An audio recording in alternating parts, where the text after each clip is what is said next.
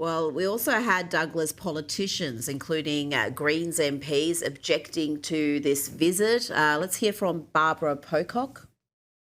Should never have been invited to Australia. A divisive visit, one that doesn't recognise his association with genocide. Douglas, what's your response to that argument that the president of Israel is complicit in genocide? First of all, the president of Israel is somebody who sits above politics, much like the king does in our own democracies. And secondly, of course, there hasn't been a genocide in Gaza. What there's been is a war that was started by Hamas and some of the citizens of Gaza on October the 7th, 2023. There hasn't been a genocide or anything like it. There's been a war. And when you hear these politicians trotting out these smears and these lies, again, you have to, like with the people who pretend they don't mean what they mean when they use intifada, you've got to ask them if they really have thought through the consequences of pumping out these lies and untruths. If there were actually a genocide going on somewhere, if there was an actual attempt to completely eradicate an entire people and it had been going on, then that's one thing, but that's absolutely nothing like the war that's been going on that Hamas started. So yes, I mean, to make that claim is itself just unbelievably fallacious and erroneous. But to claim that the non-political president of a country which has been at war for the last couple of years, when he comes to Australia to mourn with terror victims in Australia, should be treated with this barrage of lies and contempt and smear is really quite something. And always, as we know, Rita, as you and I have often said, always this comes from people who think that they're standing on the right side of history. You know, there they are standing, screaming abuse at the Jews, and it's all still on the right side of history, calling for violence, calling for more intifada, more armed uprising, but it's always on the right side of history, isn't it? It's always in a nice and kind way, of course. And we don't see these people, whether in the US, the UK, or here in Australia, protest against the Iranian regime. We haven't seen that at all from these leftist activists, not even as shocking reports come to light of the regime executing injured protesters in their hospital beds. The New York Post reports on horrifying footage being shared inside Iran of security forces raiding hospitals to look for those who were wounded during the protest, Douglas. And the numbers killed now, we're not clear on them, but there are many tens of thousands. I think it's safe to say, Rita, that there are certainly tens of thousands of casualties inside Iran caused by the regime, the victims being the Iranian people, who have incredibly bravely turned out on the streets to object to the regime that's ruined the country of their birth since 1979.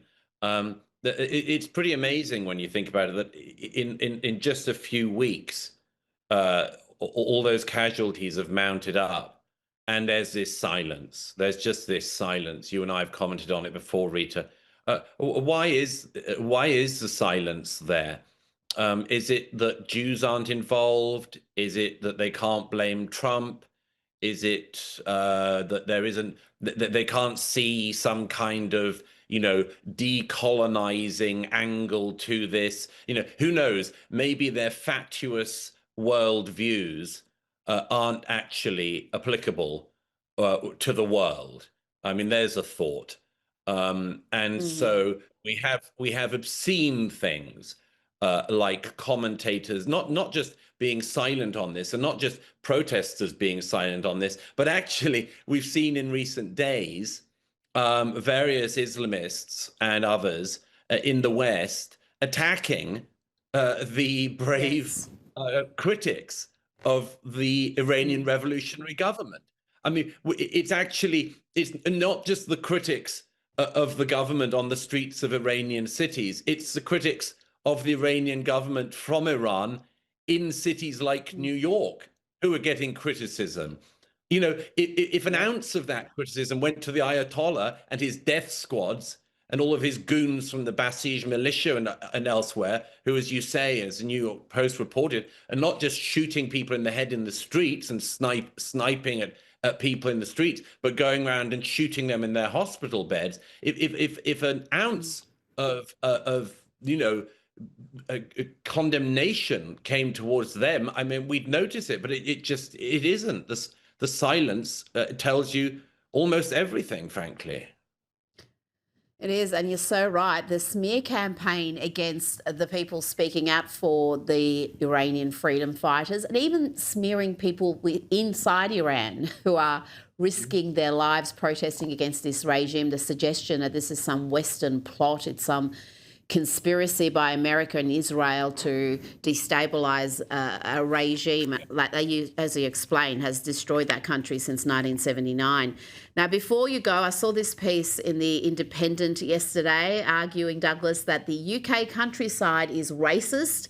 The author argues, just like British towns and cities that have what she calls racist riots and flag campaigns, the British countryside is also racist in parts. And Douglas, you'll be happy to know the Starmer government has been busy tackling this very serious issue and even commissioned a review into the matter. Yes, that's right. They have commissioned a review to find the English countryside guilty, specifically guilty of the crime of racism. Among other things, the report says that if the countryside wants to remain relevant, it's very hard to say with a straight face.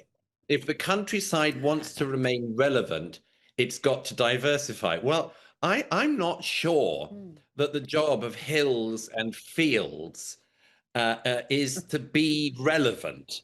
I don't think that its job is to sort of adapt to the zeitgeist of the era. I think its job is actually to remind us of the eternal and of what is constant. If you kept trying to make the countryside relevant, what would you do? Sort of make sure you did lots of pride colors, maybe across cornfields. Maybe you could grow your crops in the color of the progress flag or something like that.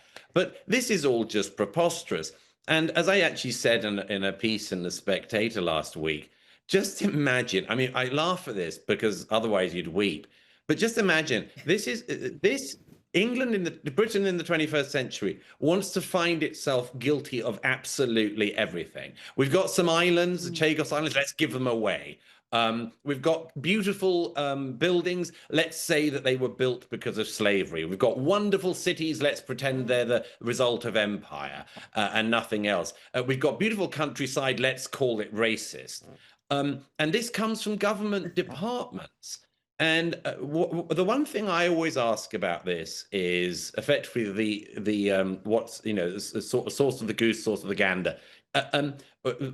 You know, would there be, Rita, any other scenario where it would be deemed acceptable to go to a country's natural place, its nature, and say that it was racist and claim that it was racist because, I don't know, one of the things is that I think there aren't enough Muslims at the pubs in the English countryside or something. Well, good luck forcing that one.